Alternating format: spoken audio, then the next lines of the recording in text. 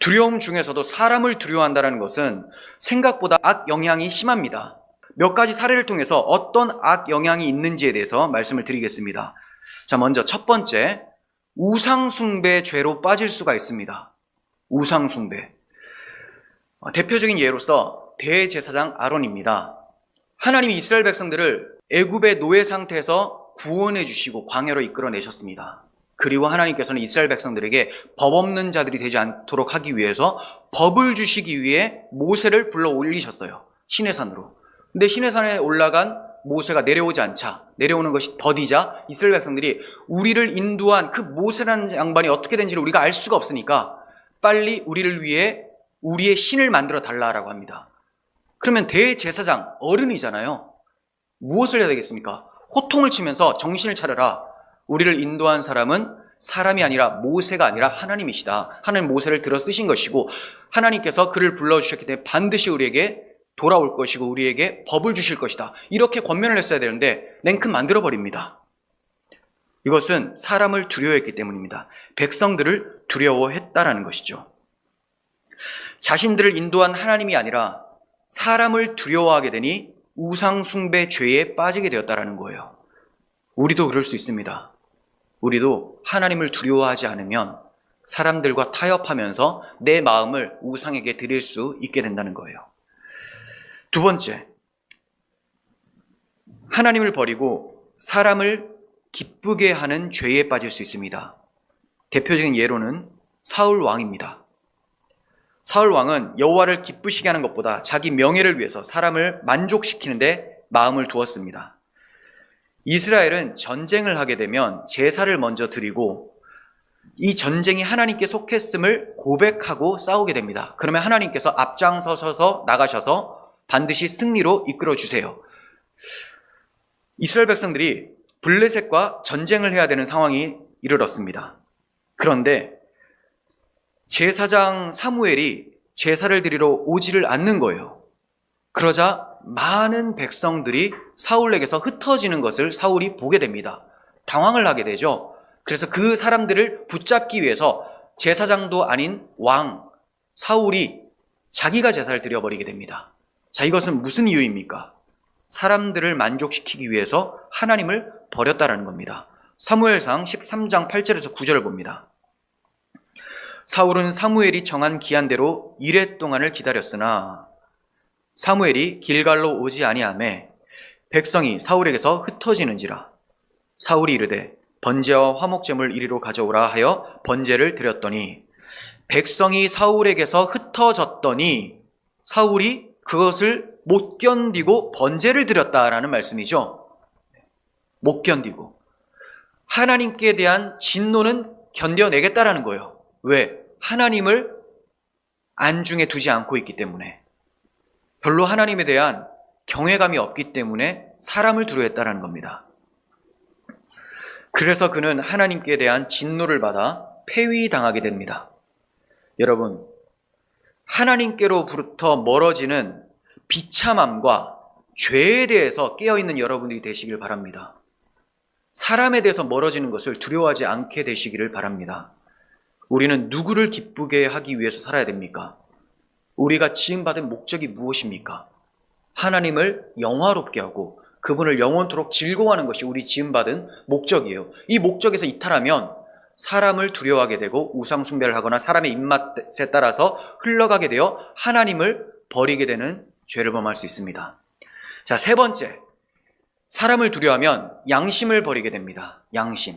대표적인 예로 빌라도입니다.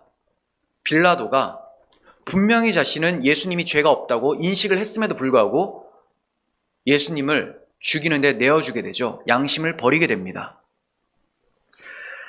누가복음 23장 22절부터 봅니다. 빌라도가 세 번째 말하되 이 사람이 무슨 악한 일을 하였느냐? 나는 그에게 죽일 죄를 찾지 못하였나니 때려서 놓으라 하니.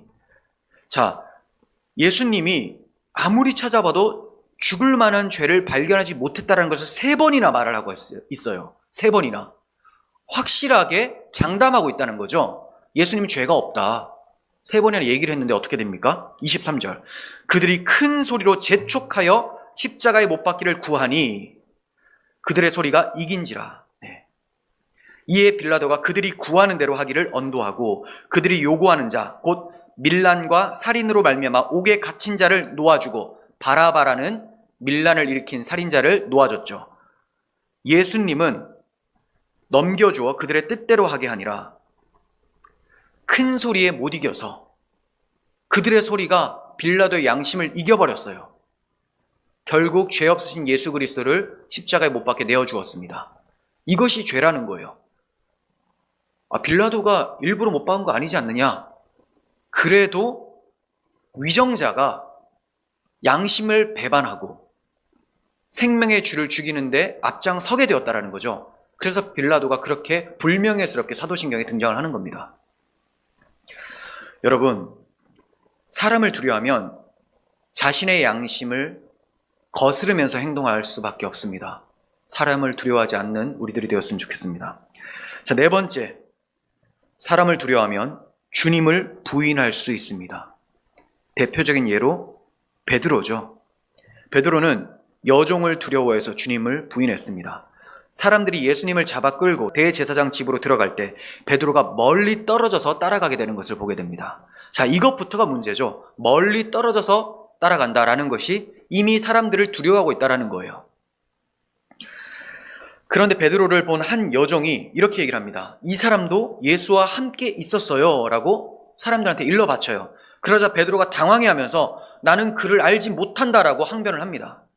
잠시 후에 다른 사람도 똑같이 얘기를 해요. 이 사람도 예수와 한패다라고 얘기를 하자 베드로가 당황하면서 나는 그를 알지 못한다라고 부인을 합니다.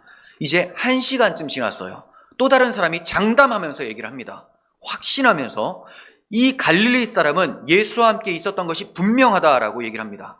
그러자 세 번째로 부인하면서 나는 당신이 무슨 말을 하는지 도무지 알지 못하겠다. 나는 그와 상관이 없는 사람이다 라고 부인을 합니다. 마태복음에서는 이렇게 얘기를 해요.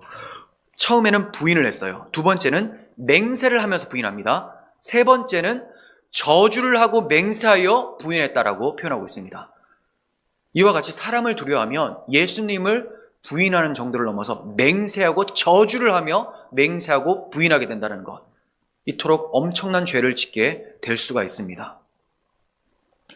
자, 다섯 번째, 사람을 두려워하면 회심에 방해가 됩니다. 우리가 전도를 하다 보면 돌아올 사람들이 있죠. 하나님께서 예배해 놓으신 돌아올 예비된 백성들이 있습니다. 회심해야 될 불신자들이 사람을 두려워하게 되면 회심에 방해를 받게 됩니다. 사람들이 예수님께 나아간다고 하면 조롱을 하고 박해를 해요. 비난을 합니다. 오늘날은 더욱 심해졌어요. 지금 상황을 보십시오. 예배를 드려도 박해를 하는 것 가운데 안 믿는 사람이 예수 믿겠다고 교회 나가면 얼마나 조롱하면서 비아냥거리고 멸시를 하겠습니까?